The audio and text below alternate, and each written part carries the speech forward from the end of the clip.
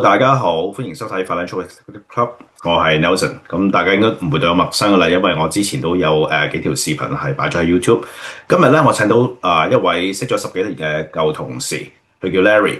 咁咧，我哋同佢之間嘅關係應該係喺 Murray 嗰陣時啦，但我做 Fund Operation 啦，Larry 係做 Fund Compliance 啦。後尾發覺原來大家都係移咗民嚟澳洲，但係咧城市唔同。Larry 去咗 Sydney，我去咗 Melbourne。會簡單咁介紹一下我自己啦。咁我係啦，正如 Nelson 所講，我之前喺香港咧就做Fund Compliance 嘅工作，咁都做咗10幾年㗎啦。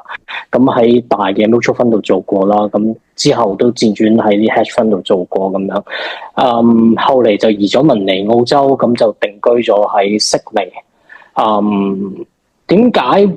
最初點解會揀嚟悉尼咧？其實主要係屋企人嘅關係嘅，其實因為我媽咪係喺悉尼嘅，咁所以唔單止係我媽咪啦，我媽咪佢哋嘅屋企人，譬如我阿姨啊、舅父啊嗰啲都係悉尼嘅，咁順理成章我都係會嚟悉尼噶啦。咁如果移民嘅話，咁最後就嚟咗悉尼啦。咁我媽咪又可以幫手湊細路仔咁樣，咁有屋企人嘅照顧就方便啲嘅咁樣。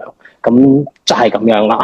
OK，咁或者我都講下點解我會揀咗 Melbourne 啦。其實我之前都略講過，其實我以前就喺 Melbourne 讀書嘅。咁讀完書之後，因為我同我太太其實都係讀金融啦，佢讀 accounting 啦，咁我讀 finance 啦。咁其實有少少順理成章嘅，好似你咁講。但係我哋就順理成章翻香港揾嘢做，因為始終香港係一個金融嘅城市啦，係一個世界上好大嘅金融城市，咁所以翻香港做嘢一做就做咗20幾年啦。咁但係當然啦，中間其實都有可能我又翻嚟 Melbourne 旅行咁樣嘅。咁因為加上我太太佢本身其實細個已經喺澳洲長大噶啦，小學3年班嗰陣時其實已經喺澳洲喺 Melbourne 讀書。咁所以其實嗰陣時都有掙扎過嘅，諗過到底去 Sydney 好啊，定去 Melbourne 好？但係比較完之後咧，覺得Sydney 嗰個生活指數比較高，尤其是個樓價比較貴，即係大家用同一嚿錢去買物業嘅時候，可能 Melbourne 咧買到一間屋，Sydney 咧可能買到一個 apartment 嘅啫，咁變咗計嗰條數，喂唔掂喎，真係好似爭好遠喎，咁所以選擇都係去 Melbourne 啦。雖然咧 Melbourne 嗰個工作機會咧一定係冇咁高，咁但係生活落其實我覺得係都寫意啦，同埋始終喺 Melbourne 比較熟悉少少。Sydney 我覺得比較繁榮啊，係啦，我中意比較平靜少少嘅人嚟嘅，係。我就覺得即係墨爾本就比較有藝術色彩多啲嘅，咁多啲博物館啊，多啲 gallery 啊咁樣，多啲即係多啲藝術嘅氣氛嘅。咁悉尼就好繁榮啦，正正四四方方咁樣，係一個係啦。你有冇去過 Melbourne 旅行啊？有冇去過落過 Melbourne 行過啊？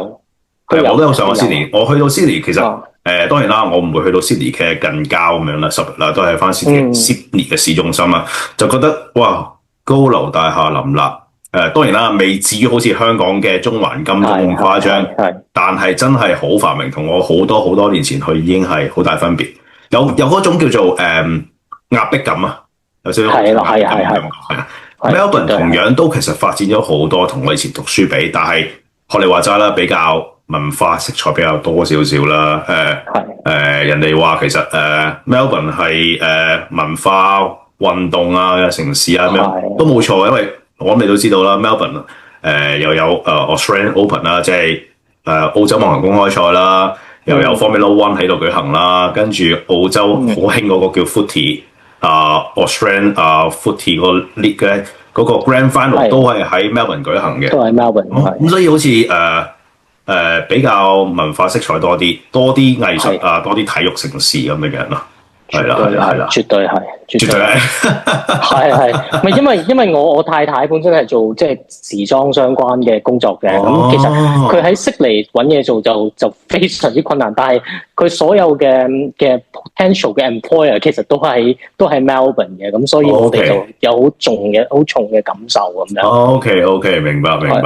咁好啦，咁講下，我諗係始終呢個我哋係一個金融嘅平台啦，不如我哋講下咧，揾工方面啦。尤其是針對翻金融行業啦，喺 Sydney 同喺 Melbourne 比較，我想知道啊，譬如你喺 Sydney 揾工難唔難揾咧？當初過嚟嗰陣時，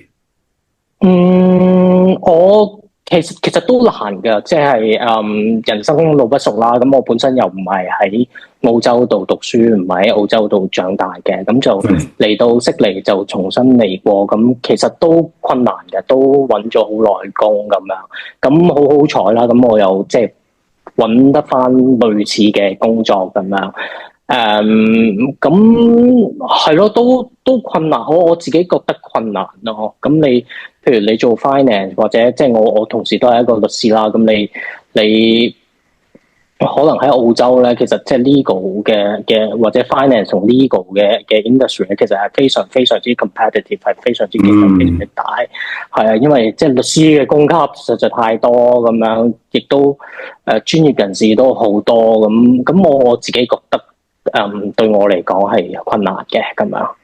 OK， 其實我諗 Melbourne 其實都好類似，可能 Melbourne 揾金融行業嘅工比 Sydney 更加困難。其實當初我哋揀點解我頭先有講，我哋有選擇過 between Sydney 同 Melbourne 嘅，就係因為覺得 Sydney 始終係一個金融都喺澳洲嚟講叫做金融中心，亦都係最大城市啦。喺澳洲嚟講，咁揾工應該係會相對易啲嘅，但係奈何我哋計嗰條數就係負擔好困難，所以我哋選擇咗 Melbourne。咁結果咧，亦都真係喺 Melbourne 揾工真係難好多。佢工種少好多。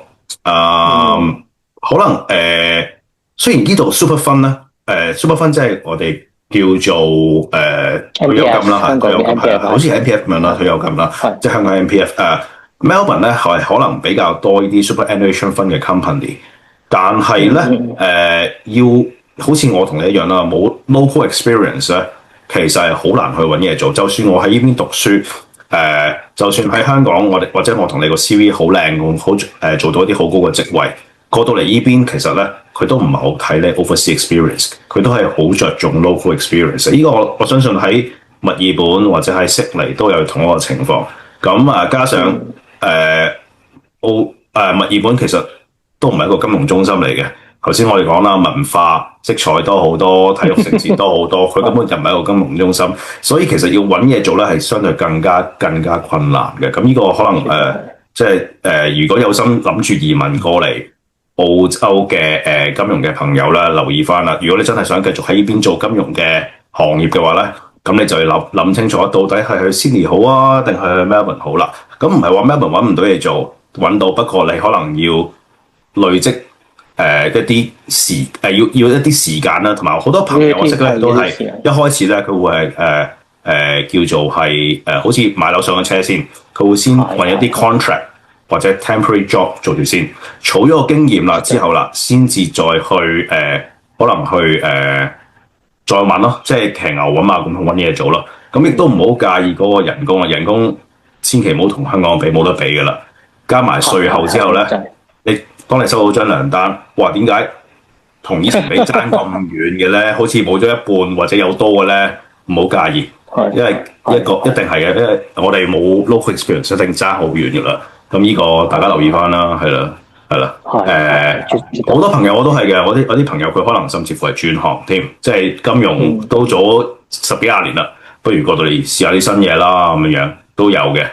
咁乜都試啦，唔好介意啦，係啦。咁Larry 恭喜你喎！你可以揾得翻你自己相同嘅工種去做喎，叫做係接近啦，但係又唔係100% 相同嘅咁樣。係，因為譬如我哋以前喺香港，我諗做 finance 有好多都係做 secondary market 啊。咁我依家即係就轉咗去做 property 咁樣，甚至係啲 property fund 嘅，即係做一啲 property fund 嘅 legal and compliance。係，我都留意到呢邊澳洲咧係好多啲 real estate fund 或者 property fund。係，反而真係買股票咧，買 equity fund 其實真係少好多。